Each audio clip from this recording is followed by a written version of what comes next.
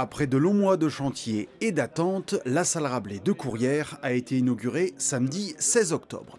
En présence de Jean-Claude Leroy, président du conseil départemental, de Valérie Biegalski, conseillère régionale, et du sous-préfet Jean Richer, le maire et président de l'agglomération, est revenu sur le défi architectural du projet, à commencer par la démolition de l'ancienne salle Rabelais. Le défi, ça a été justement d'en reconstruire une qui, comme ça a été dit tout à l'heure, s'intègre vraiment dans le quartier. Donc d'où la volonté d'enterrer cette salle pour qu'elle puisse s'intégrer, être à hauteur des maisons qui l'entourent.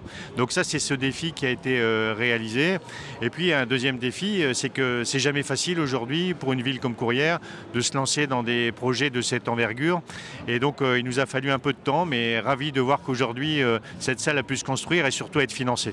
Le coût total de cet équipement de 2000 m² s'élève à 4,8 millions d'euros. L'agglomération Hénin-Carvin, au titre de sa compétence sportive, fait partie des principaux financeurs du projet.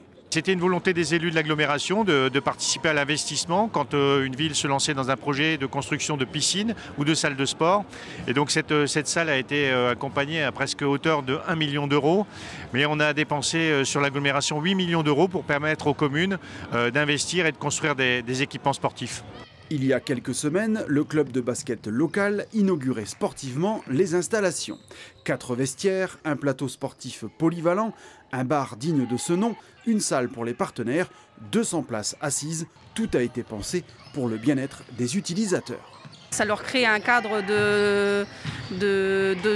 d'entraînement génial. Ils vont franchement s'épanouir là-dedans et franchement c'est super. On a les grands gradins, beaucoup de possibilités d'accueil de spectateurs et plus un beau local aussi pour nous. Franchement c'est très confortable. Avec la salle Breton inaugurée en 2012, Courrières dispose donc d'une nouvelle installation de grande qualité pour ses associations sportives en premier lieu. Mais la polyvalence de l'équipement ouvre d'autres possibilités culturelles et festives.